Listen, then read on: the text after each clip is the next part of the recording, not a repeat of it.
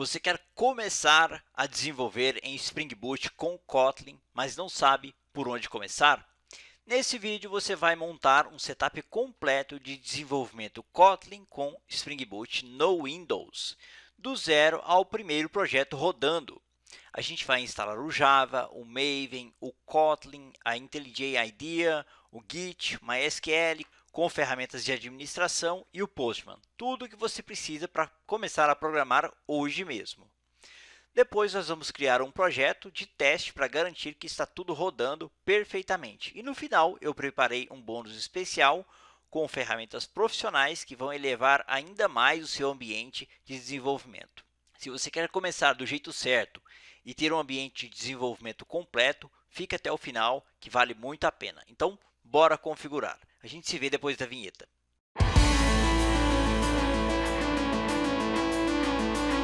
Fala pessoal, beleza? Continuando nessa aula, a gente vai instalar o Java. Não sei se você está sabendo ou não, mas há 2 dias atrás foi lançado o Java 25, que é a última versão estável do Java.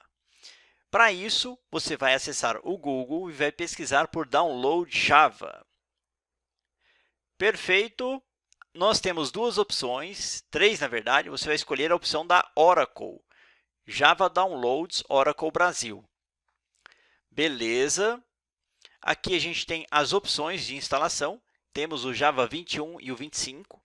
Por que não tem nada entre 21 e 25? Porque são versões que não são Long Term Support ou LTS, ou seja, o suporte delas é reduzido. Então, você jamais vai usar uma versão que não seja LTS, especialmente em produção. Em estudos, até tudo bem, pode, mas não é recomendável. Se você quer saber mais sobre versões do Java, eu preparei um artigo no meu blog em que eu falo sobre isso. Tudo o que você precisa saber sobre as versões do Java, falando das versões estáveis, LTS e de pré-lançamento. Então, aqui tem todos os detalhes e você pode conferir tudo a respeito disso. Agora, voltando ao foco, a gente vai escolher uma versão do Java. Então, imagine que ano que vem ou daqui a alguns meses surja o Java 26 ou 27. Se ele não for LTS, não deve ser instalado e não deve ser usado, exceto em ambiente de estudos e mesmo assim com muitas ressalvas. Beleza. Aqui tem os links, né, de instalação. Vamos escolher a opção Windows. Aqui ele está na aba Linux. Vamos clicar em Windows. Se você estiver no macOS, você vai escolher aqui macOS ou Linux. Escolhi Windows. E a gente tem o MSI Installer ou x64 Installer. Eu vou escolher o MSI Installer. Download. Vou salvar esse cara. Save. Vamos iniciar o processo de instalação. Ele prepara o instalador. Ele reduz bastante aqui o tamanho da tela, né? Vou dar um zoom depois na edição. Vamos clicar em Next. Next. Me pergunta se eu quero permitir que esse executável faça alterações na minha máquina. Sim, eu vou permitir. Para isso, eu vou marcar Yes. Isso geralmente não aparece no vídeo. Ok, próximos passos. Aqui ele vai abrir a página do JDK e vai dizer os próximos passos, mas já foi instalado. Só que se eu executar um Java Version, muito provavelmente não vai funcionar. Por que não vai funcionar? Porque eu preciso configurar ele antes. Então, Windows R, vou abrir aqui o CMD, Java --version. Ok, e já pegou, pessoal, já está funcionando. Pegou o Java 25, versão 16, versão do dia 16/9, 2 dias atrás, e está tudo ok, está funcionando. Só que é interessante que você adicione as variáveis de ambiente para ter absoluta certeza de que você não vai ter problemas. Para fazer isso, você vai vir aqui no menu, vai pesquisar por env, Edit System Environment Variable. Vamos executar esse cara aqui. Vamos escolher Environment Variables. Então, clique sobre essa opção aqui. Perfeito. Eu já tenho um Java Home aqui, ó. Estava apontando para o JDK22. Você tem que criar essa variável Java Home apontando para a sua instalação do Java. Se eu for nesse diretório aqui, eu removi o Java 22, mas tem a pasta Java aqui. Enter. Aqui está a pasta Java. Eu vou copiar esse novo caminho, Ctrl C, e vou voltar para a tela anterior. Vou atualizar aqui. OK. Além disso, você precisa adicionar ao path, variável path. Edit. E em algum local aí deve ter um Java Home. Você vai colocar percentual Java underline home, percentual barra bin. E é isso. Podemos cancelar, né? Já está pronto. A variável que a gente só editou aqui chama-se Java Home. Então, essa variável aqui, ó, Java Home. Perfeito. Vamos conferir se realmente está funcionando. Se ele está conseguindo pegar esse caminho aqui correto. Vou clicar em OK. E a gente vai digitar echo percentual Java underline home. E vamos teclar Enter. E ele pegou o Java 22. Por que ele pegou o Java 22? Porque eu tenho que fechar esse cara aqui e abrir de novo. CMD. OK. De novo. Echo. Java underline home. Enter. E agora sim ele pegou o JDK25 e está funcionando a variável. E softwares que usam o Java vão conseguir pegar corretamente o caminho para ela.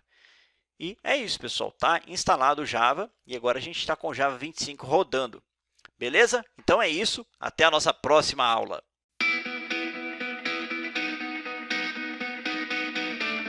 Fala pessoal, beleza? Nessa aula a gente vai instalar o gerenciador de dependências Maven, que é provavelmente o mais popular atualmente do mundo Java. Para isso, vamos no Google e digitamos Download Maven. A gente vai abrir esse primeiro Linux, Download Apache Maven, clico sobre ele.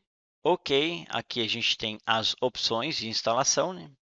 Tem o arquivo binário, arquivo zip, e a gente vai baixar justamente esse cara, Apache Maven 3.9.6 bin zip. Clico sobre ele, Save. Esse cara é diferente, é um arquivo zip, né? Eu vou abrir a pasta. Aqui está o Apache Maven e a gente vai extrair o Apache Maven nesse diretório. Vou chamar esse cara apenas de Maven. OK. Aí está. E agora o que eu faço é dar um Ctrl X nessa pasta. A gente vai até a unidade C, Program Files e vamos colar aqui. Ele pede permissão de administrador. Para fazer isso, eu vou clicar em Continue. OK, Maven adicionado. Posso copiar esse caminho e a gente vai fazer um processo similar ao que a gente já fez na instalação do Java, que é criar uma variável de ambiente. Posso fechar isso daqui.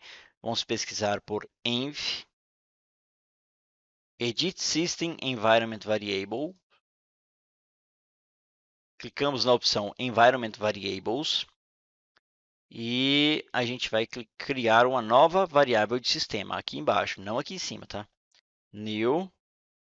O nome da variável é m2home underline home e a gente cola o caminho para a instalação do Maven. OK. E claro, a gente também precisa adicionar esse cara ao path. Vou editar aqui, copiar o nome para não errar a digitação. Vou abrir a variável path, editá-la e vamos adicionar uma nova, que é percentual m2home barra bin, que é o mesmo princípio em relação ao que a gente já fez no Java. OK, OK e OK.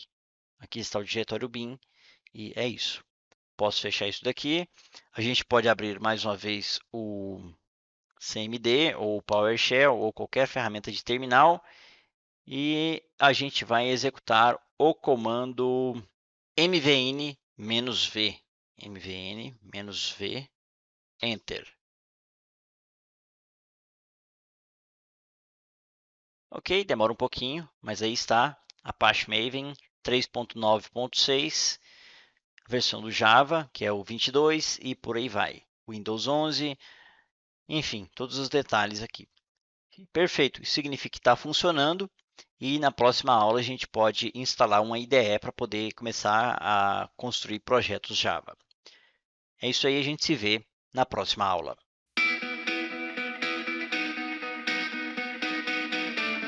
Fala pessoal, beleza? Nessa aula a gente vai instalar a linguagem de programação Kotlin. Para isso, vamos até o Google e vamos pesquisar por Download Kotlin. A gente vai escolher essa segunda opção aqui, Kotlin Command Line Compiler. Ok, aqui está a página, né? E aqui tem as instruções de como instalar o Kotlin manualmente. Primeiro passo, eu preciso baixar o Kotlin Compiler 19.23.zip na página GitHub Releases. Aí você vai desempacotar esse compilador em um diretório e, opcionalmente, você vai adicionar o diretório bin ao path, da mesma maneira que a gente já fez em relação ao Java.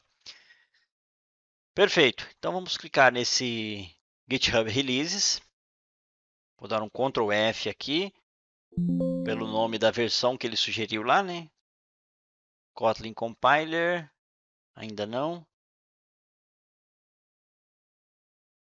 Kotlin Compiler.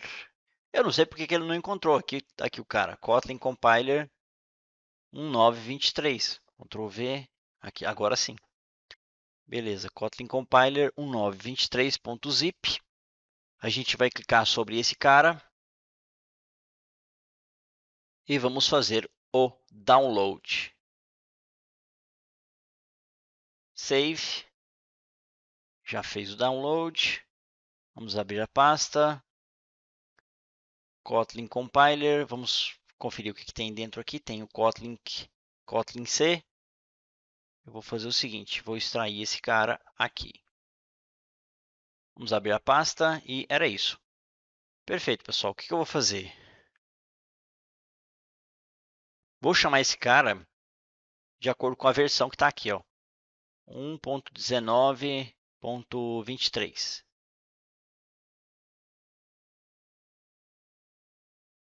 1.9.23, melhor dizendo. Beleza, Kotlin. Voltando aqui. Vamos renomear esse cara.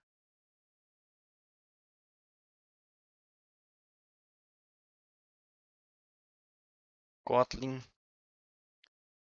E vamos definir o nome 1.9.23. Tirar esse hífen extra aqui. Enter, Ctrl X e mais uma vez a gente move ele para o Program Files. Podemos colar aqui, Ctrl V, pede permissão de administrador. Vamos clicar em Continue. E aqui está o Kotlin. Beleza, vamos copiar esse caminho e é o mesmo processo. A gente vai adicionar uma variável de ambiente. Env, Edit System Environment Variables. Existem duas opções. Se você clicar nessa opção aqui, Edit Environment Variables para o seu usuário, vai mudar só para o seu usuário. Se você logar depois com outro usuário, não vai funcionar. Vamos clicar nessa primeira opção. Edit Variables. Environment Variables, melhor dizendo. New aqui em System Variable. E o nome dessa variável é Kotlin underline home. E aqui abaixo eu colo o caminho para a instalação do Kotlin.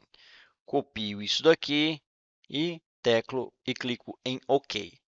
Vamos até o path, como ele sugere lá, e vamos clicar em Edit. Mesma coisa, Edit. Opa, a gente vai criar uma nova, né, no caso. Cifrão, cifrão. Kotlin Home /bin, como nos demais. Isso aí. Ok, ok e ok. Aqui, o bin. Essa pasta aqui. Perfeito. Voltando ao CMD, né, novamente, ou ao PowerShell. Vamos abrir aqui o CMD, prompt do CMD. E vamos digitar Kotlin C -version. O C é de compiler, pessoal.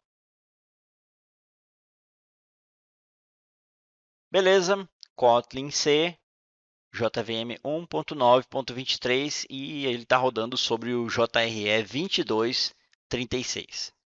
Perfeito? Então, é isso aí. Está funcionando o Kotlin, está instalado corretamente e na próxima aula a gente continua.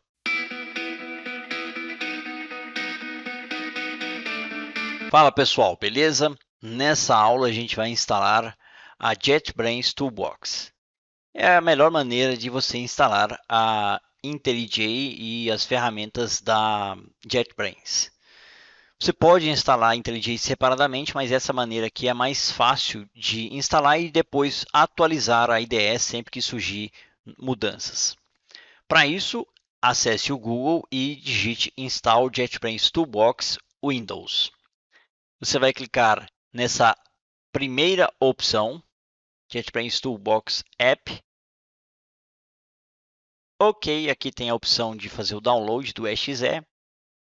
Você pode mudar aqui também para outros formatos. No caso, eu vou baixar o exe mesmo. Download. Save.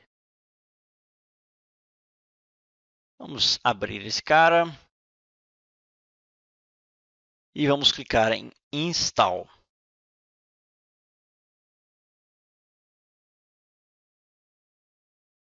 Ok, e aqui a gente vai executar o JetBrains Toolbox. Finish.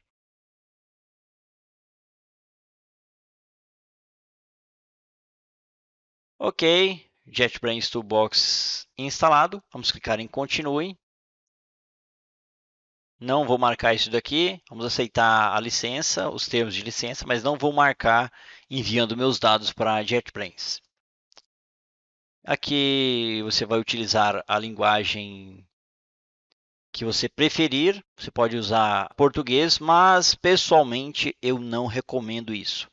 E o tema, você pode pegar o tema do sistema, ou pode pegar o tema Dark ou Light. Eu vou usar o Light. Ok, Get Started. E agora, pessoal, o que a gente pode fazer? A gente pode vir aqui e abrir os nossos projetos, se você estiver trabalhando com microserviços, os nossos serviços, as ferramentas também. O que a gente vai fazer? A gente vai instalar a IntelliJ na versão Free, que é a versão Community. IntelliJ IDEA Community Edition, essa segunda opção. Essa Ultimate é paga.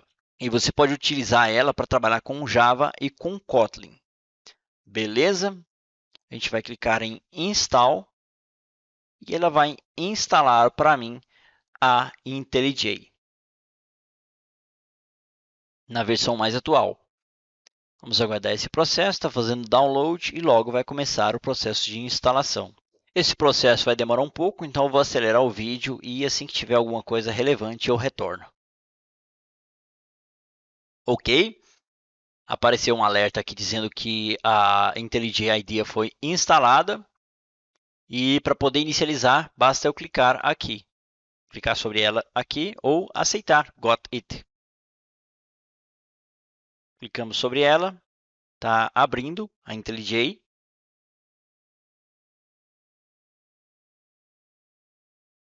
Ok, versão Community 2024. Aqui eu confirmo que eu li e aceitei os termos e vou clicar em Continue. Não quero enviar, isso aqui é para enviar dados anonimamente para eles, eu não quero fazer isso.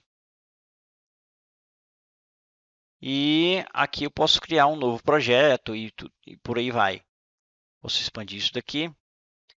Para abrir Você pode abrir um projeto clicando aqui, e aí ele vai procurar no seu computador por códigos. Pode pegar através do Git, pode criar um novo projeto.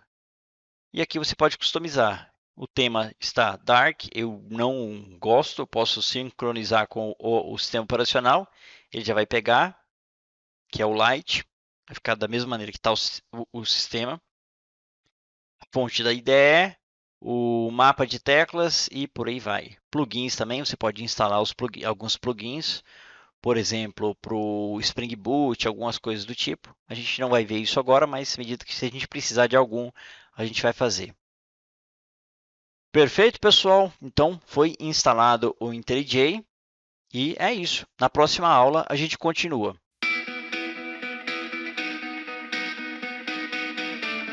Fala, pessoal. Beleza? Nessa aula, a gente vai baixar e instalar a ferramenta para trabalhar com versionamento de código, o Git. Se você não conhece Git, no final do curso tem uma seção bônus explicando como começar a trabalhar com Git. Então, você dá uma conferida lá que você vai conseguir fazer tudo o que você precisa nesse curso. Dito isso, vamos até o Google e vamos pesquisar por download Git e Git Bash. Clique no primeiro link, Downloads. Aqui tem as opções para macOS, Linux, Unix e Windows. E a gente vai clicar aqui em Download for Windows.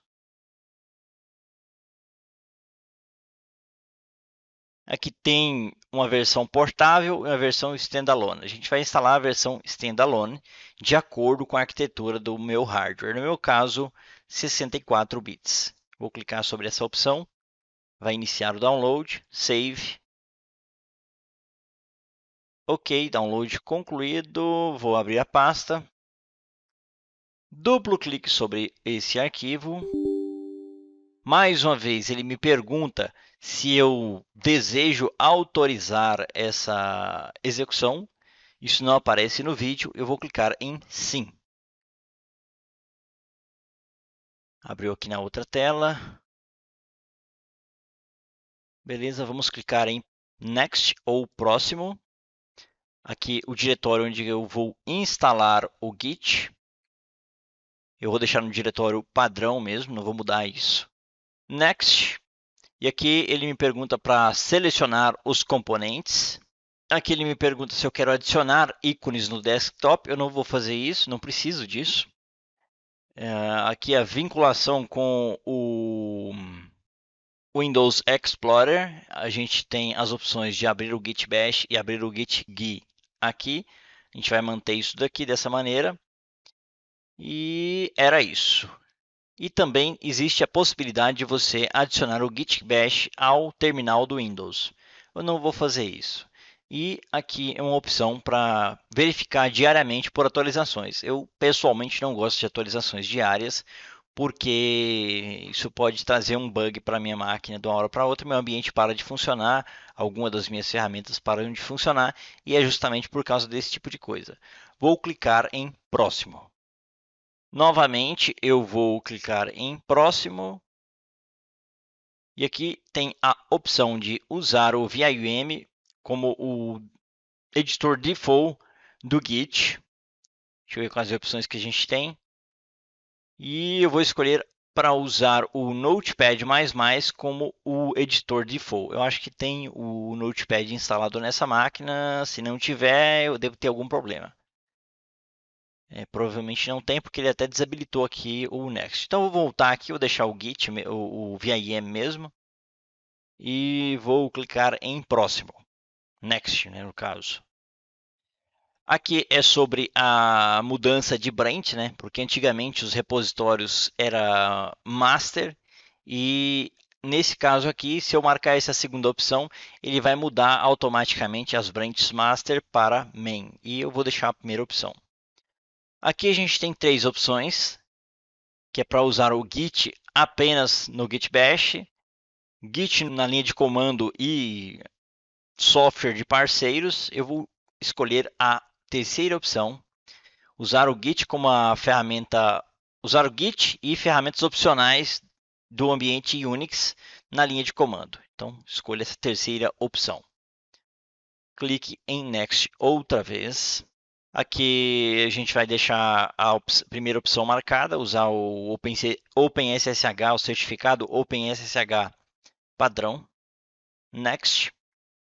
E também vamos manter default, Next e Next. Aqui para usar o Mint como editor, como terminal, né, ferramenta de terminal, ou usar o Windows. Eu vou usar o Mint e vou clicar em Next. Aqui Fast Forward ou Merge, Rebase e Only Fast Forward. Eu vou deixar a primeira opção marcada e vou clicar em Next outra vez. Vamos deixar essa opção marcada também, Git Credential Manager. Next. Habilitar o cache do sistema de arquivos. Next. E aqui ferramentas experimentais. Eu não vou marcar nenhuma das duas e vou clicar em Install. É uma instalação bem rápida, então vai ser bem tranquilo, a gente pode aguardar esse processo. Ok, aqui tem as opções de visualizar as release notes. Não quero ver as notas de release, vou desmarcar isso. E para inicializar o Git Bash, você clica aqui, ele já vai abrir o terminal do Git para mim. Finish. E ele abriu o terminal para mim em uma outra tela de novo. E aqui está. Posso fechar isso aqui. O que mais que a gente pode fazer, pessoal? Em qualquer pasta, você pode segurar Ctrl e Shift, clicar com o direito e vai aparecer Open Git Here e Open Git Bash Here. Eu vou escolher essa segunda opção, Open Git Bash Here. E aqui está. Vou aumentar um pouquinho a fonte. E se o Git estiver instalado, ao digitarmos git status, ele vai dar um erro, porque não é um repositório Git, mas vai dar um retorno dentro do esperado. Teclando Enter, e ele retorna um fatal, que não é dizendo que não é um repositório Git, ou não está dentro de outros projetos que também são Git, que também são versionados pelo Git. Então, funcionou. Esse erro aqui é esperado, porque não é um repositório Git. E era isso, pessoal. Na próxima aula, a gente continua.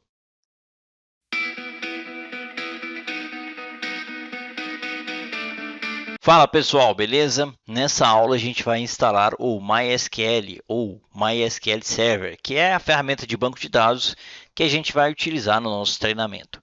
Para isso, entre no Google e pesquise por Download MySQL Server. Você vai escolher esse primeiro link aqui, Download MySQL Community Server. Clique sobre ele. Vai abrir aqui o link com a versão 8.30. Você vai escolher qual versão você quer utilizar. Tem a 8.0.33 e a 8.3.0 Innovation. A gente vai manter essa daqui e a gente vai escolher a opção MSI Installer. Clicamos sobre Download, vai baixar 135 megas. Aqui ele me pergunta se eu quero fazer login na minha conta da Oracle. Eu não vou fazer login, eu vou clicar em No Thanks, just start my download. Ok, iniciando o download. E já foi feito. Vamos abrir a pasta, né, onde está esse cara. E vamos dar duplo clique sobre ele. Vamos clicar em Next. Aceitar os termos. Next outra vez.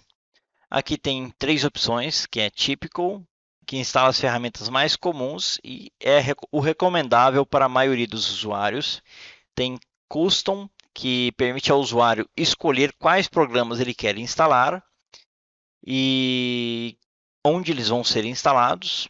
É recomendável que você seja um usuário avançado para fazer dessa maneira, ou instalação completa, que vai instalar todas as ferramentas e features requeridas. Isso aqui vai consumir mais espaço em disco. Então, se você tiver pouco espaço no HD, não é uma boa ideia escolher essa terceira opção. A gente vai escolher a opção Custom Aqui a gente tem o MySQL Server, temos o Client Program, que são ferramentas de terminal para poder acessar o MySQL, e as ferramentas de desenvolvimento. Vou deixar da forma que está, não vou mudar nada. E vou clicar em Next ou Próximo, dependendo da versão que você estiver instalando aí.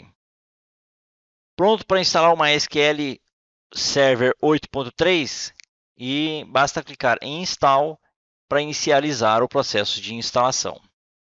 Install. Ok, mais uma vez ele me pede permissão. Isso geralmente não aparece no vídeo. Vou clicar em Sim.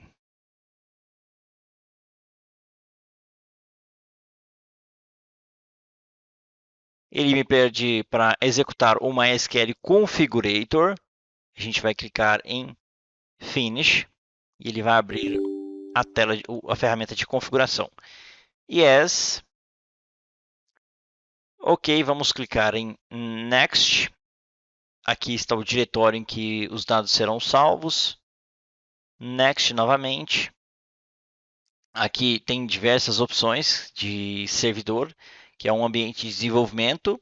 Tem a opção de computador de servidor e um servidor dedicado. Computador dedicado ao MySQL. No caso, a gente vai escolher Development Computer, que é o nosso caso, né? Conexão vai ser TCP através da porta 3306, que é a porta padrão. Vamos clicar em Next.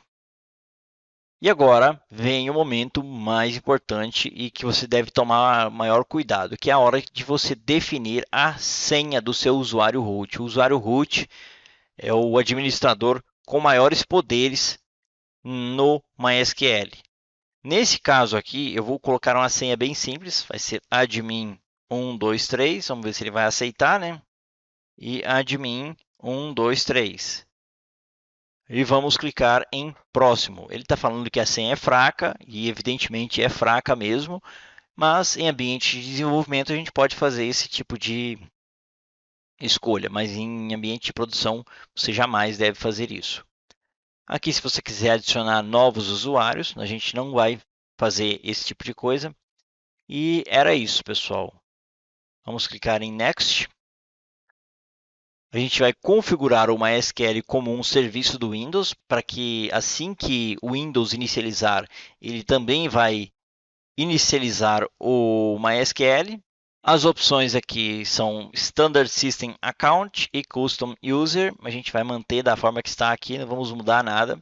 E vamos clicar em Next. E aqui ele me pergunta quais permissões que essa ferramenta vai ter na minha máquina. E a gente vai garantir o acesso total para o usuário que estiver usando o Windows e os administradores para que eles consigam acessar isso daqui. Se você escolher uma dessas outras opções, pode ser que você não consiga se conectar. A recomendação que eu vou deixar para vocês é escolher essa primeira opção. Se você escolher uma das outras duas, pode ser que você tenha problemas e você já está ciente disso. Next. Aqui ele me pergunta se eu quero criar dois bancos de dados, que são bancos de teste. A gente não vai fazer isso, não vamos marcar nenhum dos dois. Next. Aqui são os passos que ele vai precisar executar, que ele vai escrever um arquivo de configuração, vai atualizar as regras do firewall, vai ajustar o serviço do Windows, vai inicializar o MySQL, vai atualizar as permissões para o diretório em que os dados serão salvos, vai inicializar o MySQL Server, vai aplicar as configurações de segurança e vai atualizar o Start Menu Link. Então, vamos clicar em Execute. Como ele já deixa destacado entre parênteses, esse quarto passo demora um pouco mais. Ok, aparentemente está tudo certo. Vamos clicar em Next e Finish. Ok, pessoal, o MySQL está instalado. Se eu vier aqui, MySQL, aqui está o MySQL. Se eu executar um Ctrl+Shift+ESC e verificar os processos que estão em execução, provavelmente deve ter o serviço do MySQL aqui. Aqui, mysqld.exe, ou seja, o MySQL está em execução. Perfeito, pessoal. Então, é isso. Para acessar o MySQL, a gente pode fazer através do terminal, que é a forma mais complexa, ou a gente pode utilizar uma ferramenta como o MySQL Workbench, que é bem mais poderosa, e é o que a gente vai fazer na nossa próxima aula.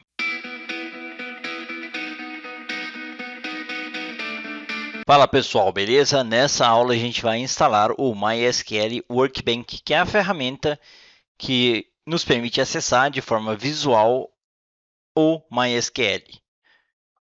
Para isso, entre no Google e digite Download MySQL Workbench. Clique nesse primeiro link, Download MySQL Workbench. Ok, aqui ele me pergunta qual sistema operacional eu estou utilizando. A gente vai utilizar a versão para Windows. Se não estiver usando Windows, aqui tem essas outras opções. Ok, aqui tem outras opções de download, o download de MSI e aqui tem o MySQL Installer, que é o mesmo que a gente já baixou. A gente não vai escolher isso aqui, a gente vai escolher esse Other Downloads aqui e vamos clicar em Download. Mesma lógica, ele me pergunta se eu quero logar na minha conta na Oracle. Eu não quero fazer isso, então vou clicar em No Thanks. Save. E vamos executar esse cara. Next. Next. Versão completa. Next. Install. Mais uma vez, ele me pergunta se eu quero permitir que essa aplicação faça alterações na minha máquina. Não aparece no vídeo e eu vou clicar em Yes. Perfeito, pessoal. Instalado, vamos clicar em Finish e aqui deixa marcada a opção Launch MySQL Workbench, para que ele inicie para mim o MySQL Workbench. Finish. Ok. Vou expandir isso daqui. E ele já detectou uma instância local do MySQL, que é essa instância aqui. Se eu clicar sobre ela, ele vai me pedir a senha de root. Qual é a senha de root? É o que a gente definiu durante a instalação do MySQL, ou seja, admin 123. Essa senha é super segura. Aqui a gente vai escolher a opção Save Password in Vault, para que eu não precise mais digitar a senha, e vou clicar em OK. E aparece um alerta falando que essa versão do MySQL Workbench foi desenvolvida para a versão 5.7 e que algumas funcionalidades dele não vai funcionar apropriadamente. Apesar disso, eu vou continuar. Acessamos o MySQL. E o que a gente vai fazer, pessoal? A gente vai criar um novo banco de dados. Para isso, a gente vai vir aqui no topo, aqui no canto superior esquerdo, e vamos clicar nesse ícone de banco de dados aqui, é o quarto ícone. Clico sobre ele e aqui a gente vai definir um nome para o banco. Vou colocar um nome qualquer. My First Database. Ok. E aqui embaixo tem a opção de aplicar. A gente pode escolher também o charset, o default charset, default collation e vou aplicar. Aqui ele monta um script SQL com o script responsável por criar esse banco de dados e a gente vai aplicar. Na prática é o que a interface está fazendo, Por trás dessa interface ele está executando esse script aqui. Apply e Finish. O banco criado, a gente vai vir aqui em esquemas. E aqui está o My First Database. Vamos abrir. E se você olhar aqui, não temos nenhuma tabela, nenhuma view, nenhuma storage procedure e nenhuma function. Esse outro banco é banco do próprio sistema do MySQL. Então, funcionou. Essa é uma forma de você trabalhar com o banco de dados. Se você quiser criar uma nova query, você pode vir aqui, digitar aqui os seus comandos SQL e mandar executar. Mas no caso, a gente não vai usar essa ferramenta aqui no curso. Muita gente prefere utilizá-la, então preciso mostrar, mas o que eu recomendo e que é muito mais leve é utilizar o Reidi SQL. Perfeito? Então posso fechar isso daqui e na próxima aula a gente continua.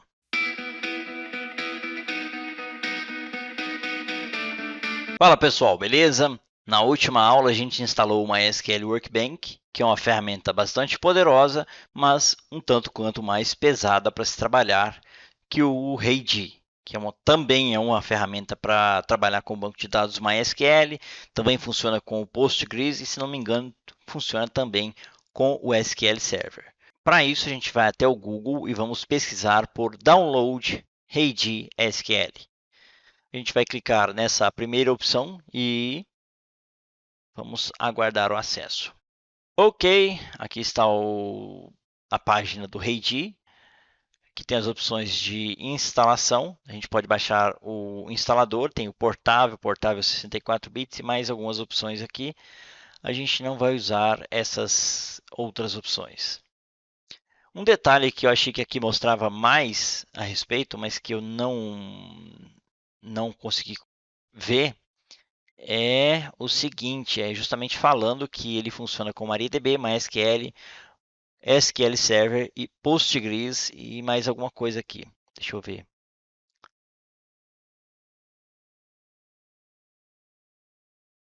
Postgres e SQLite. Então funciona com várias ferramentas. Por isso eu prefiro utilizar ele. Aqui tem os benchmarks sobre cada uma dessas plataformas e o autor do Reidi SQL.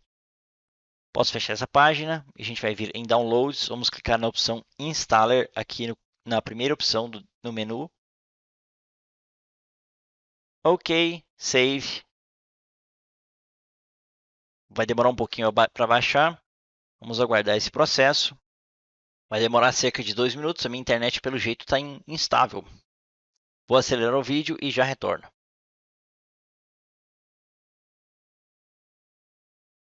Ok, terminou o download. Vamos acessar a pasta e vamos executá-lo.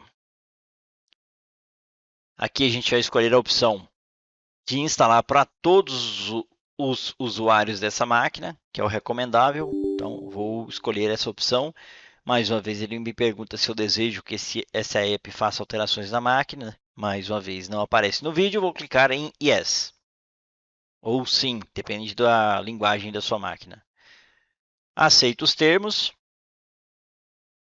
e clique em Next. Aqui é onde o diretório em que ele vai instalar o Reidi. Next. Next. E era isso. Vamos clicar em Next uma outra vez. Install.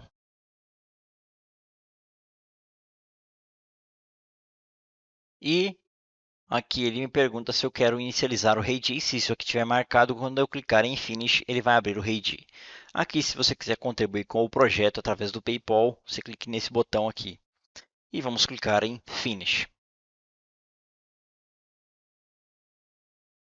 Ok.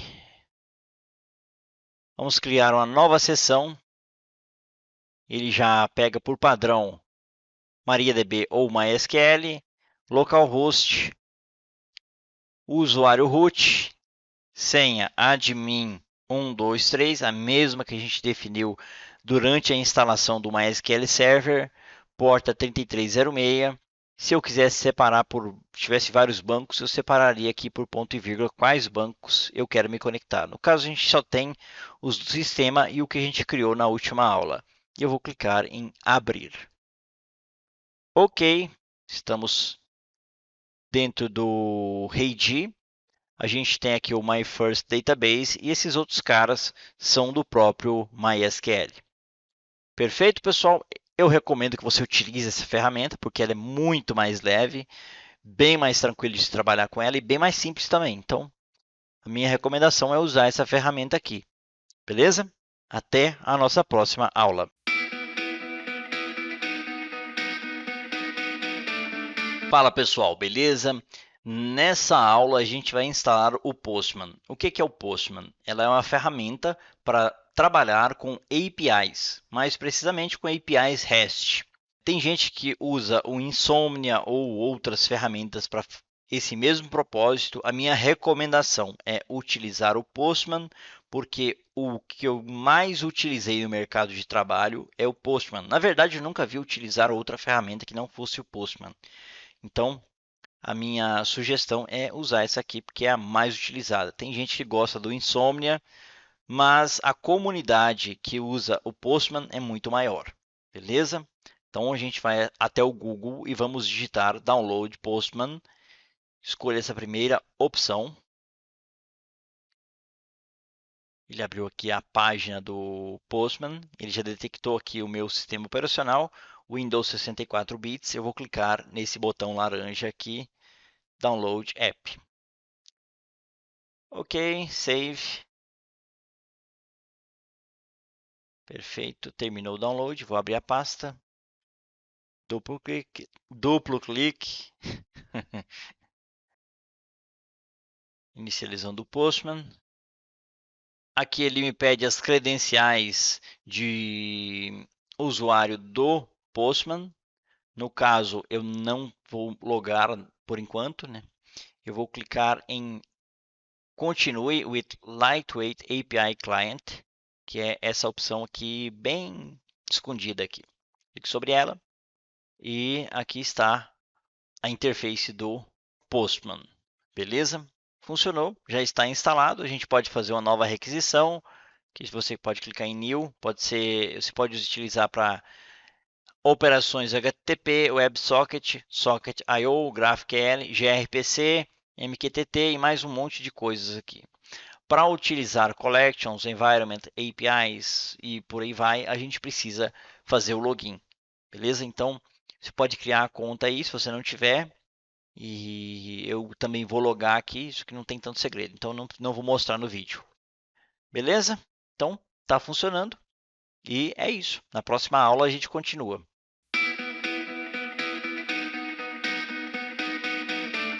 Fala pessoal, beleza? A gente vai criar o nosso projeto. Eu vou copiar esse nome aqui, Ctrl C, e a gente vai criar esse projeto. Se você usa uma versão paga da IntelliJ, ela já tem uma integração nativa com a Spring Initializer. Se você usa a Spring Tool Suite, também já tem essa integração nativa com o Spring Initializer, mas como eu uso sempre ferramentas free ou gratuitas, eu não tenho essa integração. Então, vamos criar o nosso projeto. Para isso, você vai acessar o Spring Initializer, esse é o endereço, você pode entrar no Google e pesquisar sobre o Spring Initializer. Aqui no final, também você tem o endereço para o Spring Initializer. Então, vamos criar o nosso projeto. Que tipo de projeto que a gente vai criar? Maven Project ou Gradle Project? Bom, o Maven tem suporte a archetypes e a gente vai utilizar isso em uma das sessões. E o Gradle ainda não tem esse suporte. Aliás, tem, eles estão tentando implementar, mas ainda não está plenamente funcional. A linguagem que a gente vai utilizar vai ser o Kotlin. Ele também usa o Java junto com o Kotlin. Então, independente de eu escolher ou não, ele já vai adicionar o Java. Qual a versão que a gente vai utilizar do Spring Boot? Como eu disse, a versão final do Spring Boot 3 vai sair em novembro de 2022. Eu estou gravando isso em 18 de março de 2022. Então, a gente vai usar o Milestone 1, a pré-release desse cara. Além disso, a gente vai escolher aqui o nome do artefato, Artifact ID. Vou colar aqui. E o nome do projeto. Ele já cria aqui um pacote para mim.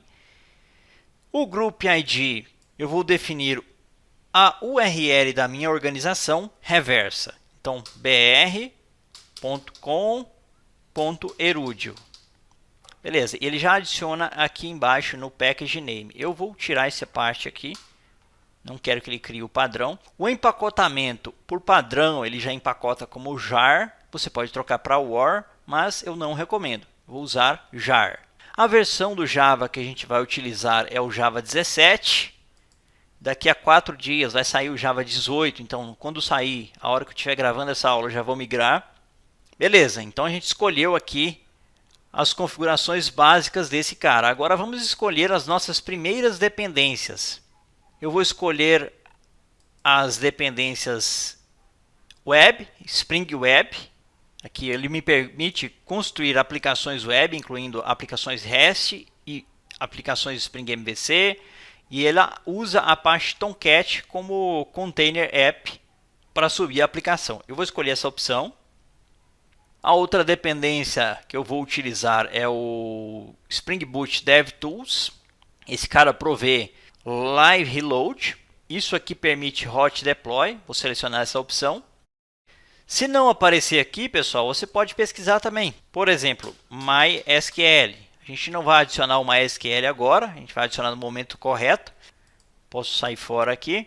Se você quiser explorar o projeto e ver como está ficando, você tecla Ctrl Space ou clica em Explore.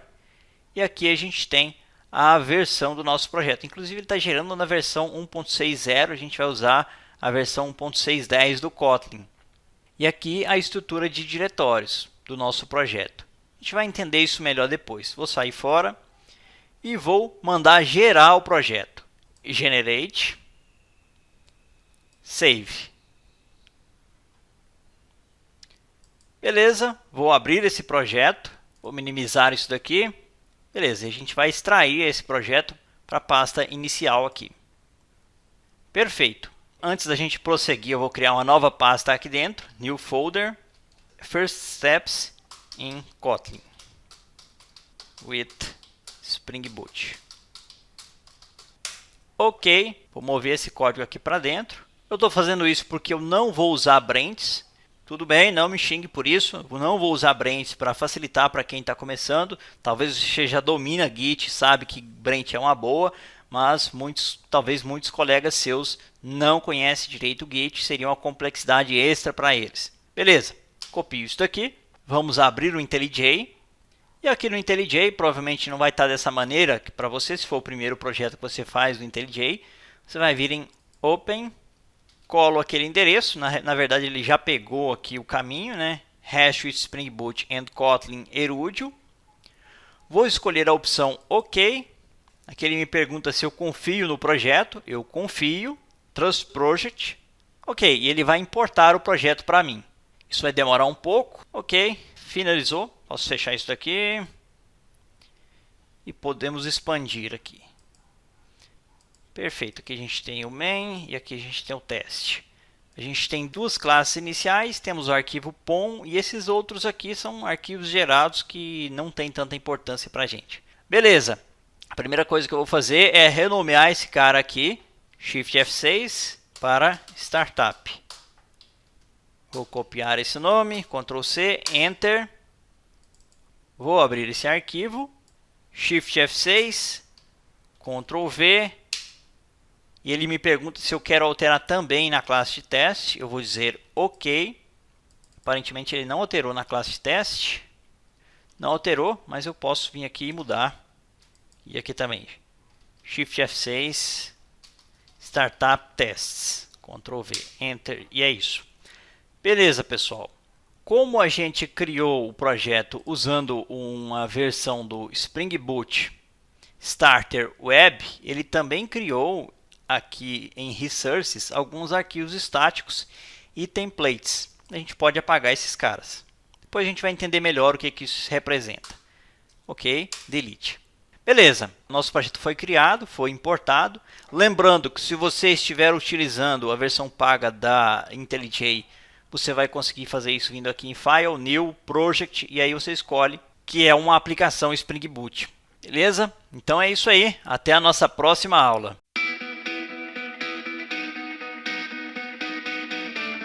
Fala pessoal, beleza? Nessa aula a gente vai entender o Maven e o POM do Maven. Bom, o Maven é o mais popular gerenciador de dependências para a plataforma Java, mas ele faz muitas outras coisas além de gerenciar dependências. Começando pelas dependências, com o Maven não é mais necessário acessarmos vários sites e baixar uma série de bibliotecas e adicioná-las ao projeto. E quando tudo der errado, sair procurando por bibliotecas que você se esqueceu. Hoje isso quase não acontece, mas há uns 10 ou 15 anos atrás a gente fazia isso com muita frequência. Além disso, Se for trabalhar em equipe, você enfrentará outros problemas, como ter que colocar sempre uma série de jars junto ao projeto quando for passar o código para outros desenvolvedores. Não raramente acaba ficando um ou outro jar para trás e vira um inferno procurar os jars que faltaram. Por outro lado, se você utiliza Git ou SVN, o que eu espero que você esteja fazendo, você reduzirá bastante o problema com bibliotecas. Entretanto, existe um outro problema. Depois de vários commits de jars junto com o código, o repositório vai ficando mais e mais inchado. Enfim, você ocupará espaço desnecessário no repositório. O Maven resolve quase que completamente esse problema, na medida em que com ele você passará a comitar apenas o código. Bom, o Maven procura as dependências declaradas em um arquivo XML chamado POM, ou Project Object Model, e baixa todas elas e armazena-as em um repositório local localizado no diretório M2, dentro da pasta do usuário. Dessa forma, todo projeto que utilize uma dependência em comum irá compartilhá-la a partir do diretório .m2. Esse é o nosso POM. E o diretório M2, eu vou mostrar para vocês aqui, fica no diretório do usuário, nome do usuário, e aqui você tem o diretório M2. Aqui dentro a gente tem um repositório local com todas as dependências que a gente for utilizar. Então, se eu for utilizar o JUnit, aqui tem as dependências do JUnit e todas as suas versões. Os meus projetos também vêm para cá. No caso, viria para BR com e o nome do projeto. No caso, aqui não tem nenhum, mas viria para cá.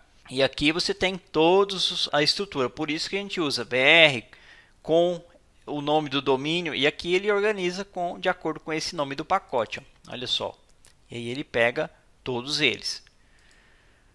Só por curiosidade, o Gradle também tem uma estrutura similar a essa. Fica aqui. Beleza? Agora voltando. Inclusive, pessoal, o tráfego de rede é reduzido na medida que não é mais necessário ficar baixando sempre a mesma dependência. Você baixa uma vez e vai reusá-la. Todo projeto que usar, por exemplo, a dependência do DevTools, ele vai usar do que já está no repositório M2 do Maven. Mas ainda assim é interessante usar uma ferramenta como o Nexus para fazer cache dessas dependências na rede interna de uma empresa, minimizando o tráfego. Claro que a gente não vai entrar nesses detalhes aqui, mas só para você saber que existe isso, que em alguns casos a gente usa o Nexus ou uma ferramenta similar para poder fazer o cache desses caras. Então baixou uma vez, além de ficar na minha máquina local, vai ficar no repositório interno, no Nexus, e quando outro desenvolvedor do meu time for usar, ele vai baixar de lá do Nexus. Beleza, além de gerenciar as dependências, o Maven possibilita, dentre outras coisas, montar uma arquitetura básica para vários tipos de aplicação com apenas alguns comandos. Isso é o que chamamos de arquétipos Maven. A gente vai ter uma seção bônus só sobre esse cara. O motivo crucial para eu optar por usar o Maven ao invés do Gradle é que o Gradle ainda não trabalha de uma forma muito boa com arquétipos. Eles estão tentando implementar, mas ainda está instável e eu não recomendaria você usar nesse momento. Aliás, tem evoluído bastante, mas por hora ainda não suporta. O Maven, pessoal, tem uma estrutura padrão de pastas. No Java é src main Java. No caso aqui, o Kotlin adaptou da mesma maneira, segue o mesmo padrão, src main Kotlin. Temos também src main resources, onde ficam os arquivos estáticos, arquivos de configuração, arquivos de XML, CSV que você utilizar. E também temos src test Kotlin, src test resources, da mesma maneira. Não criou aqui porque não tem nenhum arquivo, mas poderia ter. E se você adicionar uma pasta resources aqui, vai funcionar da mesma forma. E por fim a gente tem a pasta target, que é a hora que a gente compila. Ele gera ela fica oculta aqui, não aparece para a gente, mas quando a gente compila, ele gera uma pasta target com os arquivos jars gerados. E por último, a gente tem o arquivo que a gente vai lidar com maior frequência, que é o arquivo pom.xml, que contém os metadados das dependências do projeto. O POM é um dos arquivos mais importantes em um projeto Maven. Ele descreve uma série de configurações que o projeto terá e quais repositórios, dependências, plugins, dentre outras coisas que o seu projeto irá precisar. No cabeçalho do POM, a gente tem algumas tags básicas que definem qual versão do modelo POM utilizado, no caso 1.0. Depois a gente tem a tag Project, que engloba todas as demais, é a tag raiz, né? Aqui a gente tem a versão Model Version. E em seguida a gente tem o Parent. Esse Parent é utilizado como se fosse herança. A principal motivação para ele é para separar o projeto em módulos. Ele irá fazer com que cada parte da aplicação tenha uma responsabilidade bem definida.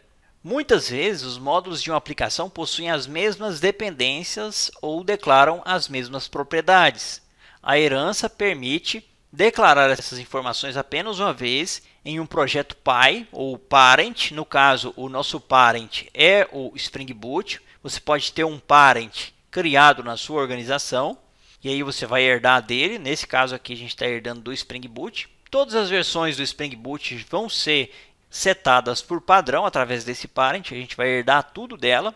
E esse cara aqui é um Child Project ou um projeto filho. E ele vai evitar bastante duplicação de código, vai resolver conflitos de dependências, vai facilitar e muito a sua iniciação no desenvolvimento com o Spring Boot. Então ele vai evitar um monte de problemas. Isso aqui faz com que o nosso projeto tenha o Spring Boot dentro dele. Beleza, abaixo disso a gente tem o Group ID. O Group ID, como eu disse, é o domínio reverso. Por exemplo, erudio.com.br vira br com erudio. Por isso que lá no diretório do Maven você vê os diretórios com ponto nome do arquivo. Abaixo a gente tem o Artifact ID, é o nome do artefato. Esse cara vai permitir nomear o artefato. Quando a gente gerar um jar, ele vai juntar esse cara aqui, esse nome aqui, Hash Spring Boot and Kotlin, e vai apendar ele com a version. Então vai gerar um jar com esse nome 2.0.0.1 snapshot.jar. Então ele vai juntar esses dois. Isso aqui é o nome, vale mais como documentação do que tem efeito prático. Descrição a mesma coisa, a gente não vai ter nenhuma descrição. Aqui a gente vai ter as propriedades. A gente tem as propriedades do Java, no caso 17, e o Kotlin, a versão do Kotlin, que no nosso caso a gente vai usar 1.6.10. 1.6.20 está quase saindo, mas ainda não saiu. Então a gente vai usar 1.6.10. Beleza, essas tags nos permite definir versão. Isso aqui aplica global, né? Então quando eu defino aqui Kotlin version, eu posso reusar em diferentes locais. Quer ver? Por exemplo, aqui eu poderia colocar a versão 1.6.10, mas quando eu faço dessa maneira, ele já vai adicionar automaticamente todos os locais. Então, por isso que eu coloco no Properties. Abaixo a gente tem as dependências. A gente tem algumas dependências que são padrão, que você precisa delas para ter um determinado comportamento no projeto. No nosso caso, a gente tem o Spring Boot Starter Web, que nos permite trabalhar com REST ou aplicações Spring MVC. Aqui a gente tem algumas dependências que são obrigatórias se você estiver trabalhando com Kotlin, que é esse Jackson Model Kotlin, Kotlin Reflect, Kotlin stdlib, JDK8, e é isso. Essas são as dependências padrão que você precisa se você estiver usando o Kotlin em um projeto Spring Boot. Essas três dependências. Aqui a gente tem o DevTools, que é a dependência de Live Reload, e o Spring Boot já adiciona para a gente a dependência de teste, que é o Spring Boot Starter Test. Beleza, resumindo, ela define quais serão as dependências utilizadas no projeto. No caso, a gente vai precisar de ferramentas para trabalhar com Kotlin, com Spring Boot, fazer testes automatizados e para fazer Live Reload. Abaixo a gente tem a tag Build. Essa tag é usada para construir o projeto e ela pode ter diferentes plugins. Plugins para Spring Boot Maven Plugin, plugin para o Kotlin, Kotlin Maven Plugin e por aí vai. É aqui que é configurado como vai ser construído. Isso aqui já é mais ou menos padrão. Quando você cria o projeto, já segue um padrão. Então você vai só importar isso daqui. Aqui embaixo a gente tem a tag Repositories. A tag Repositories define a lista de repositórios que o Maven vai acessar para baixar as nossas dependências. Muitas vezes é necessário colocar um repositório prioritário no início do POM para que o Maven inicie a busca de dependências por ele. Aqui a gente só tem esse repositório dos milestones. Mas, no caso, se a gente tivesse outros repositórios e eu quisesse dar prioridade, eu adicionaria acima aqui um novo repositório. E aí ele dá prioridade pela ordem que é adicionada aqui. Beleza. Esses são os repositórios de dependências e aqui a gente tem as configurações dos repositórios de plugins, que são, por exemplo, os plugins usados para compilar. E é setado aqui também. Ele tem o mesmo propósito dos repositórios de dependências, só que para plugins. Além disso, pessoal, muitas vezes algumas dependências precisam ser excluídas do processo de build. E isso acontece por vários motivos. Primeiro, pode ser que o projeto já utilize uma versão diferente da mesma dependência. Um segundo motivo pode ser o fato da dependência em questão gerar conflitos com outras utilizadas no projeto. Por exemplo, quando eu estava montando esse projeto, fazendo o que eu chamo de playground, testando, fazendo diversos testes aqui, eu tive sérios problemas com a dependência do SLF4j API, que é utilizada pelo MySQL e que também é utilizada pelo Spring Boot. Só que a versão do Spring Boot é diferente da versão utilizada pelo MySQL. E a consequência disso é que ele sobe duas versões para o ClassPath. E o Spring Boot ou qualquer dependência vai pegar aleatoriamente a primeira que ele vê. E aí você vai ter um erro dizendo que tem duas dependências do ClassPath e por isso tem uma falha. Por isso a gente vai precisar adicionar uma exclusion. Quando a gente chegar nesse ponto, eu vou lembrar vocês disso. Beleza? Se a gente não adicionar uma exclusion, o Maven vai analisar o POM do MySQL, vai verificar que ele possui uma dependência da SLF4j API e assim vai entender que o projeto necessita dela e vai baixar essa dependência para o nosso diretório M2, causando esse conflito que eu já mencionei. Bom, pessoal, o Maven vai muito além disso, bem além disso. A gente vai conhecer aos poucos ao longo do curso. Se eu fosse me aprofundar em cada um desses aspectos, a aula ficaria gigantesca. Eu acho que não é bem a ideia aqui. Acredito também que muitos de vocês já conhecem o Maven, mas também não posso deixar que quem não conhece não fique sabendo o que é o Maven. Beleza? Então é isso aí. Até a nossa próxima aula.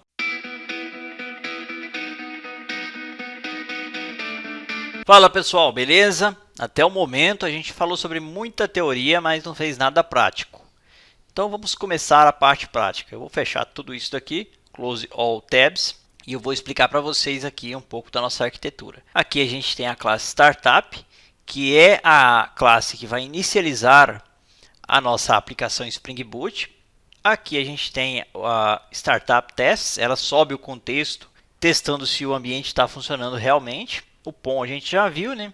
Aqui a gente tem a anotação @Spring Boot Application. Essa anotação diz que a nossa aplicação é uma aplicação Spring Boot.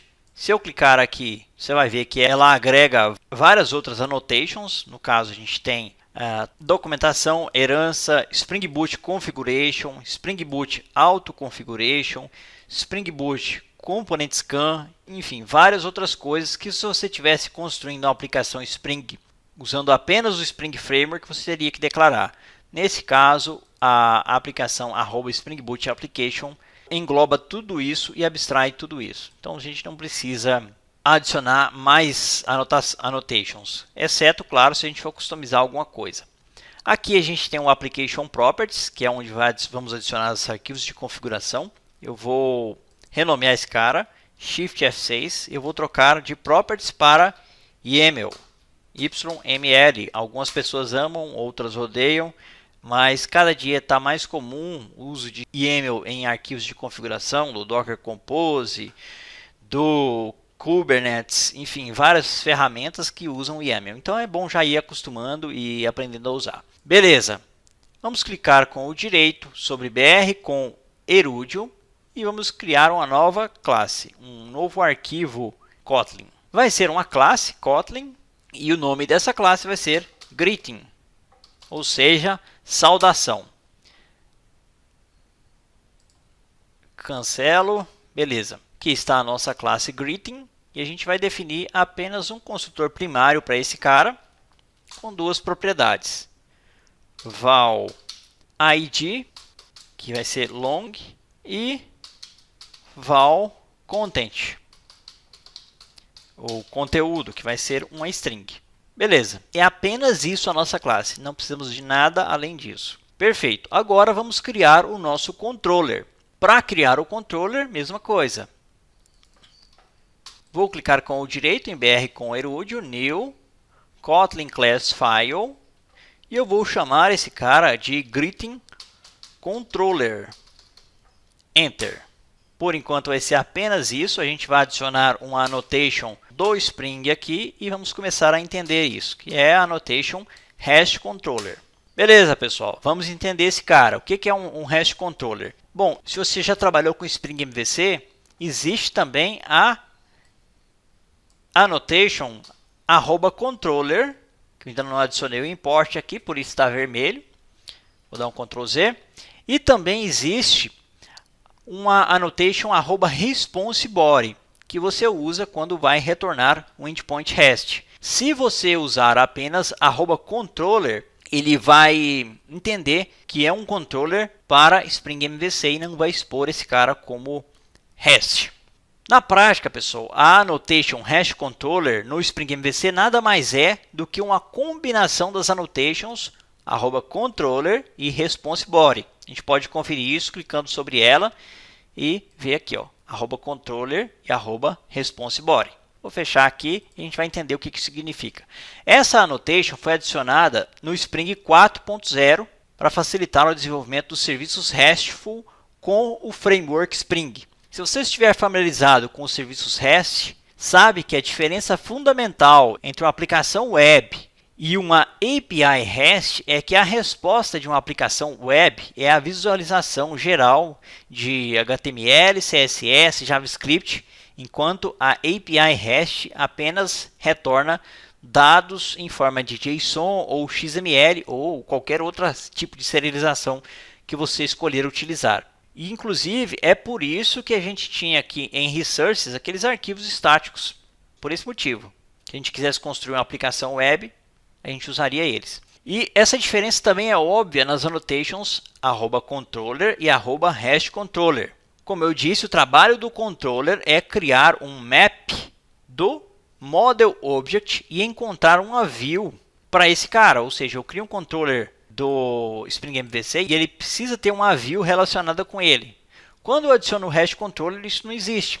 O REST Controller simplesmente retorna o objeto e os dados do objeto são gravados diretamente na response HTTP como XML ou JSON ou, enfim, o que você utilizar para serializar. Isso também pode ser feito com o @controller tradicional, esse cara que a gente já viu aqui, ó, o @controller e o response_body juntos. Mas, como isso aqui é um comportamento padrão de APIs, o Spring Boot criou esse cara aqui, agregando essas duas annotations e simplificando. Então, ele agregou as duas junto e simplificou o processo para a gente. Perfeito. Abaixo aqui, pessoal, eu vou criar um contador, val, chamado counter. O tipo desse cara vai ser um atomic long, do Java Util Concurrent Atomic. Beleza, aqui vai ser igual a um atomic long. Ok, era isso. E agora a gente vai criar a função que vai devolver o nosso primeiro endpoint. Para fazer isso, vamos adicionar aqui um fun chamada greeting. E aqui a gente vai passar os parâmetros que ele vai receber. Vou fechar isso daqui, abrir e fechar parênteses. Vou definir o tipo desse cara, né? Ele vai retornar uma saudação do tipo greeting, a classe que a gente criou no início da aula. E aqui a gente vai definir o retorno. Return greeting, recebendo o counter, increment and get. Ou seja, ele vai simular um ID, ele vai incrementar um ID. E aqui eu vou adicionar a minha mensagem, que vai ser hello Kotlin. Beleza, exclamação. Vamos adicionar aqui um @requestMapping, esse terceiro cara aqui. O que essa notation faz? Ela vai mapear uma requisição para esse cara. E o que ela vai mapear? Quando eu for no browser e chamar o greeting, o endereço greeting, ele vai me devolver essa função aqui e isso vai me gerar a response. Vou salvar isso daqui e executar a aplicação e a gente vai ver. Por enquanto vai ser bem simples, mas a gente vai dar uma incrementada melhor nisso.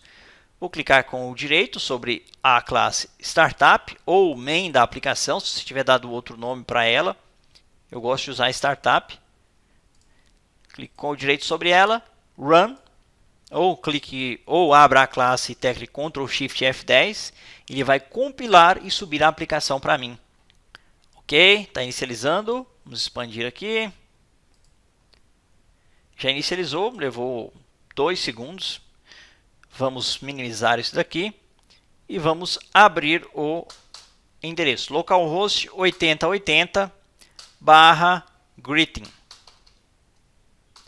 Enter. E aqui a gente tem o nosso Hello Kotlin. Bom, pessoal, está formatando dessa maneira aqui porque eu estou usando o plugin chamado JSON View.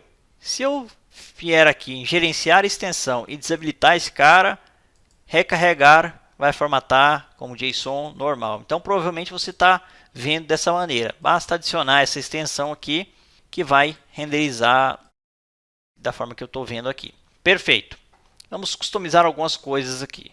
Voltando para IntelliJ, posso fechar a classe Greeting. Vamos focar apenas no controller. Perfeito, a gente viu o controller default, mas a gente quer parametrizar. Quero adicionar alguns parâmetros. Para isso, eu vou adicionar um @requestParam. Essa terceira opção aqui, requestParam. E aí eu vou definir o nome desse parâmetro, value igual name. E aqui a gente pode definir um default value. A gente pode também usar o default value do Kotlin, mas vamos deixar assim para ficar melhor documentado. Default value, que vai ser igual a word. Beleza, então quando não setar nenhum valor nesse parâmetro, vai devolver um hello world. Caso contrário, ele vai definir a mensagem que a gente passar como parâmetro. Então aqui eu vou definir o nome desse cara, que é name, igual está definido aqui, name. O tipo de name é string. E esse cara precisa permitir null. Por isso eu coloco o verificador. Perfeito, é isso. Falta mudar aqui, ó. Eu vou trocar de Hello Kotlin para Hello Name. O Kotlin é bem mais tranquilo de trabalhar com string. Então basta você adicionar cifrão, name, ou salvar, reexecutar esse cara. Beleza. Stop and rerun.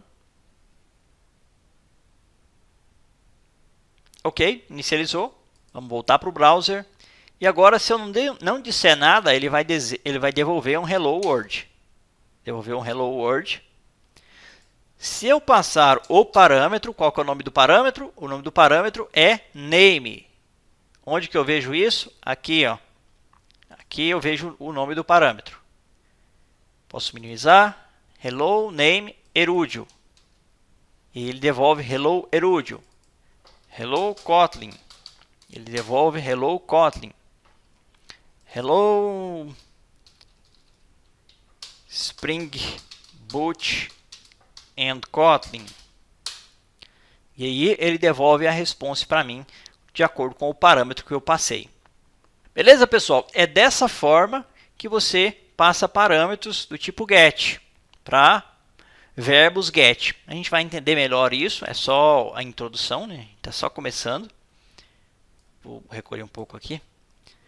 Mas é assim, dessa maneira que você passa parâmetros. Você precisa de um request param, que é o que a gente acabou de passar. Esses caras são opcionais, se eu não passar, não vai quebrar a aplicação, como a gente já viu na parte teórica. E existe ainda o path param, que se eu não passar, eu quebro a aplicação. A gente vai ver isso mais adiante. Beleza, pessoal? Então é isso aí, até a nossa próxima aula. Perfeito, o nosso projeto Kotlin está rodando. Agora chegou a hora do bônus especial. Eu vou te mostrar ferramentas que muitos desenvolvedores não usam, mas que fazem toda a diferença quando você for disputar aquela vaga com os outros concorrentes e quando você for aplicar isso em projetos reais e for fazer o deploy das suas aplicações. Se você quer se preparar para o mercado, de verdade, presta atenção nessa parte. Então, bora lá! Antes da gente continuar, vamos ver como anda o mercado para Devs Kotlin hoje. E, surpreendentemente, uma das coisas que eu descobri nessa pesquisa minha sobre o Kotlin no mercado americano é que ela é a nona linguagem que paga melhor nos Estados Unidos. Ela paga um salário de 124 mil dólares. A média é 119 mil dólares. O que isso significa? O salário nos Estados Unidos é calculado anualmente, então você tem que dividir isso aqui por 12. Então a média está mais ou menos na casa de 10 mil dólares por mês. É um bom salário, né? Outro detalhe interessante também que eu vi foi a pesquisa salarial do Código-Fonte TV. E aqui tem mais detalhes. E a média salarial para um estagiário Kotlin é 2.500, júnior 5.600 aproximadamente, pleno 9.600, sênior 15.650 e outros perfis como especialista, tech lead, e, enfim, esses perfis com maior experiência passa dos 19 mil reais. Então a remuneração é bem alta.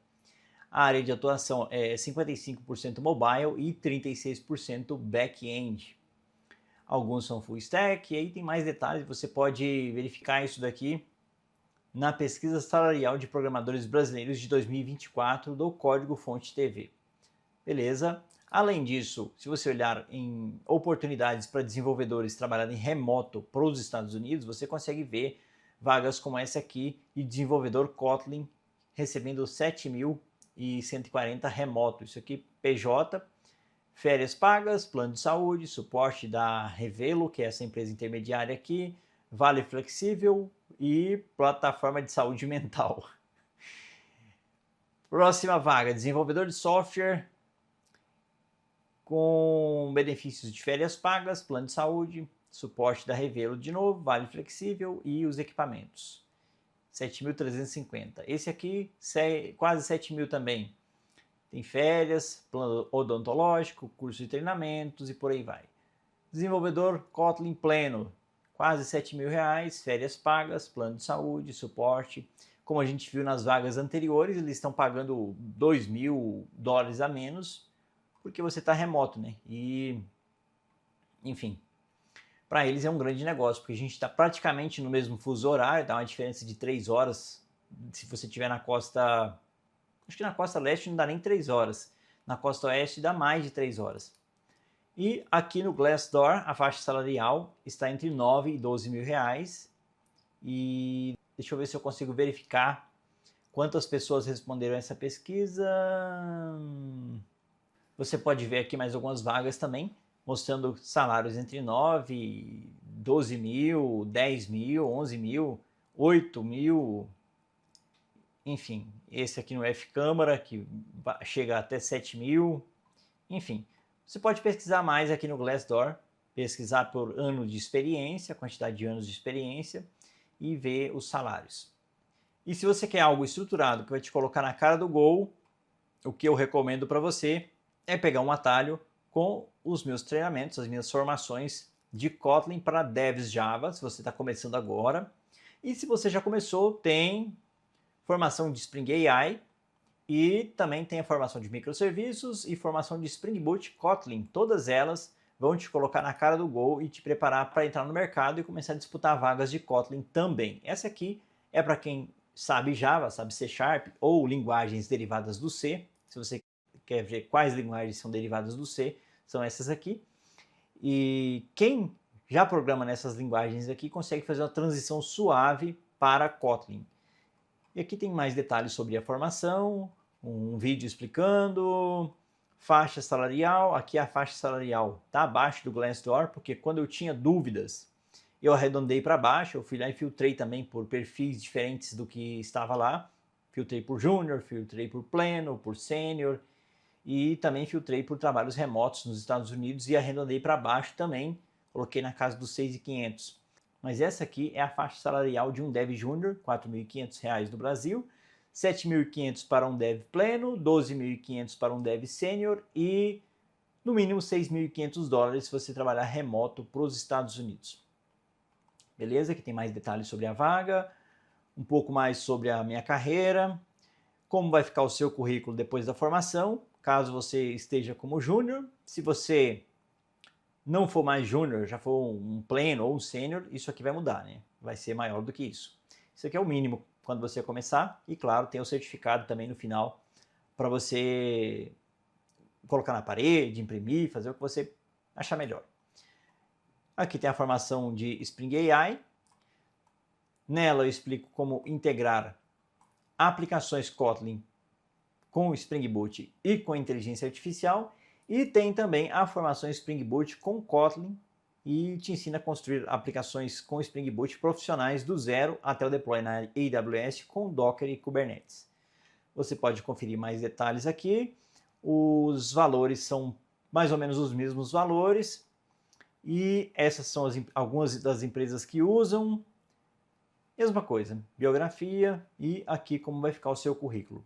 Bom, Kotlin é uma ótima oportunidade para você acelerar mais rápido na carreira e ganhar um pouco além do que um dev Java comum ganha. E se você é um dev C# ou de qualquer outra linguagem derivada do C, você vai conseguir fazer uma transição bem mais rápida. Eu creio que em um mês, você dedicando 1 hora por dia, 1 hora e meia por dia, você consegue fazer a transição e aprender Kotlin em tempo recorde.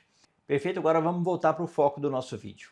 O bônus especial é o Docker e o Kubernetes. Essas são as ferramentas que separam o desenvolvedor iniciante do profissional. Docker e Kubernetes são usados em praticamente todas as empresas hoje para deploy e orquestração de aplicações, seja em Java, Kotlin ou qualquer linguagem. Dominar essas ferramentas vai multiplicar suas oportunidades no mercado. Então, vamos instalar tudo agora. Fala pessoal, beleza? Nessa aula a gente vai instalar o Docker. Mais precisamente, a gente vai instalar o Docker Desktop. Para isso, vamos até o Google e vamos pesquisar por Download Docker. A gente vai clicar nessa primeira opção aqui, Docker Desktop, que é a versão para o Windows. Aqui ele me fala para criar uma conta, eu não vou fazer isso agora. E para fazer o download do instalador. Eu vou clicar nessa opção aqui, tem também as opções para Linux e para Mac. Ok, Docker Desktop Installer. Está baixando o instalador, quase 500 megas. Vai depender da sua internet para poder fazer esse download. Ok, concluiu. Vamos instalar o Docker, duplo clique sobre ele. E aqui ele me pede permissão para poder fazer modificações na minha máquina. Eu vou aceitar. Está inicializando. Me pergunta se eu quero adicionar um atalho ao desktop. Quero. Ok, está desempacotando os arquivos. Isso vai levar um certo tempo, então vou acelerar o vídeo e assim que concluir eu retorno. Ok, terminou o processo de instalação. Ele me fala para fechar e reiniciar a máquina. Eu vou parar a aula e daqui a pouco eu retorno depois que reiniciar a máquina.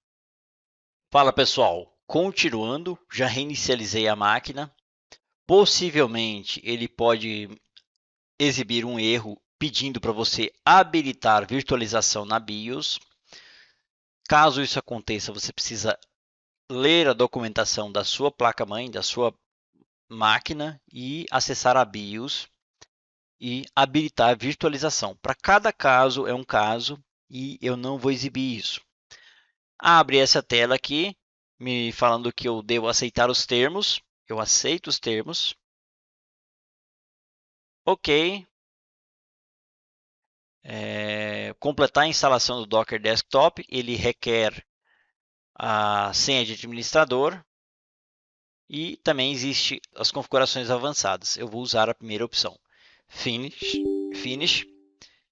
Me pergunta novamente se eu desejo permitir fazer alterações na minha máquina. Eu vou clicar em Yes. Ok, bem-vindo ao Docker Desktop. E aqui a gente vai acessar, você vai clicar em Sign Up, se você não tiver uma conta no Docker Hub. ou Sign In se você já tiver uma conta no Docker Hub. Vou clicar nessa segunda opção aqui. Existe ainda a opção de Continue Without Sign In. A gente precisa logar, então escolha o Sign Up e crie uma conta, ou escolha Sign In e introduza suas credenciais. Aqui eu vou digitar o meu usuário no Docker Hub. Vou clicar em Continue. Ele me pede a minha senha. E vou clicar em Continue. Save. Open Docker Desktop. E com isso, ele já abre para mim o Docker Desktop e eu vou pular a pesquisa. Para isso, clique em Skip Survey. Ok, engine em execução e é isso. A gente não tem nenhum container, nenhuma imagem, nenhum volume, nada. Enfim, o ambiente está limpo. O que a gente vai fazer agora, pessoal? A gente vai abrir o PowerShell, Windows PowerShell, e vamos subir o nosso primeiro container. Para fazer isso, o que a gente precisa fazer? Antes, a gente vai ver algumas configurações aqui do Docker, né? Primeira coisa, Docker -v. Deixa eu só aumentar um pouquinho a fonte, pessoal. Ok, a gente está usando o Docker na versão 25.0.3. Outra coisa que a gente pode ver com mais detalhes é o Docker Version. Ele mostra mais detalhes sobre o ambiente, sobre a ferramenta do Docker. E aqui está. A gente tem a versão 25.0.3, API Version 1.44, a versão do Go, o hash do commit. Quando foi buildado essa versão? Foi 6 de fevereiro de 2024.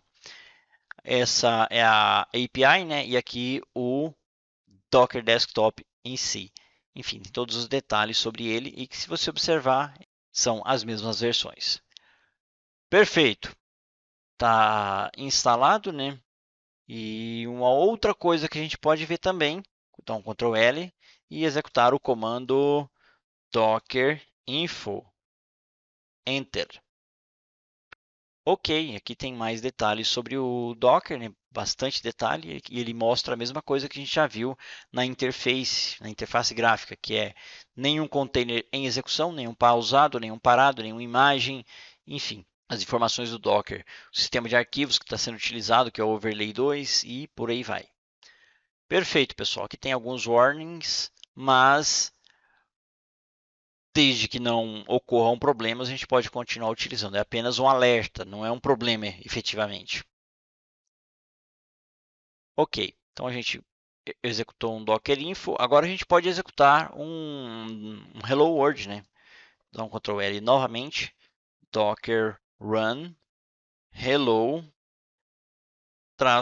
-word. E a gente pode teclar Enter. Ele não encontrou a imagem do Hello World na nossa máquina. Tentou baixar, mas ocorreu um erro. Por que aconteceu esse erro, pessoal? Porque eu esqueci um L aqui, ó. Hello World. E agora sim, ele não encontrou a imagem, vai no Docker Hub baixar, baixou e executou o container.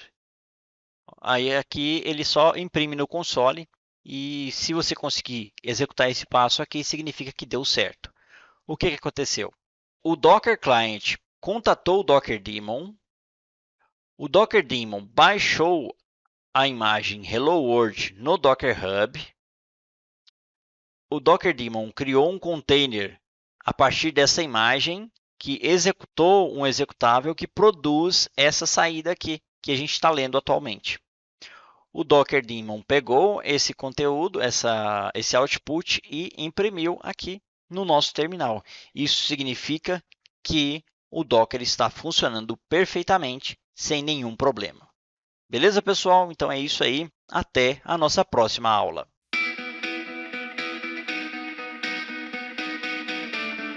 Fala pessoal, beleza? Nesse vídeo a gente vai aprender como habilitar o Kubernetes no Windows. No Mac também é similar e no Linux você precisa instalar separadamente. Para isso você vai vir no Docker Desktop, você vai vir aqui embaixo na barra e vai abrir o Docker Desktop, você vai chegar nesse mesmo local que eu estou. Você vai clicar na engrenagem aqui do lado, Settings.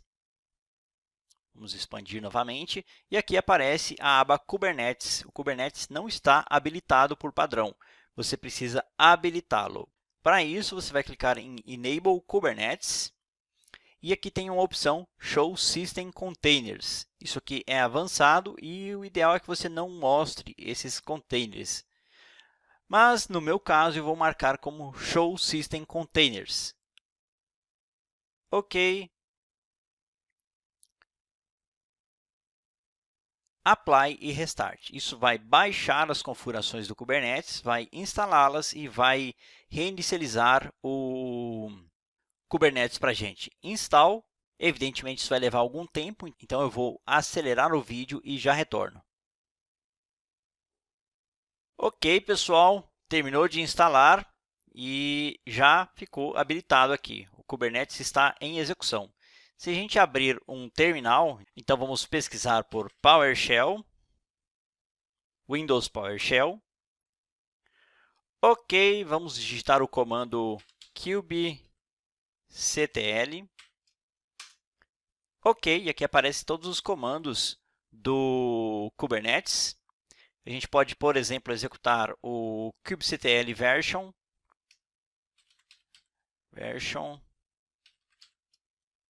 Ctrl L para limpar, né? Ok. E a gente está rodando a versão 1.29.1. Deixa eu aumentar um pouquinho a fonte aqui. kubectl get pods. Ok, não tem nenhum pod em execução. E é isso, pessoal. A gente está com o Kubernetes habilitado e agora a gente pode executar pods na nossa máquina tranquilamente. E é isso aí. Até a nossa próxima aula. E aí, gostou do bônus? Seu ambiente está completo, do básico ao profissional. Mas, olha, ter as ferramentas é só o primeiro passo. Na formação Spring Boot Kotlin 2026, você vai usar tudo isso para criar aplicações reais em Kotlin, trabalhar com bancos de dados, implementar segurança, autenticação e fazer o deploy na AWS. Você vai aprender a usar o Docker e o Kubernetes em projetos de verdade, não só instalar. Profissionais qualificados em Kotlin e Spring Boot ganham entre 6 e 30 mil reais no Brasil e no mínimo 5 mil dólares trabalhando remoto para o exterior. O link da formação completa está na descrição com todo o conteúdo, bônus e condições especiais. Transforme esse ambiente que você montou em uma carreira sólida. Te vejo na primeira aula.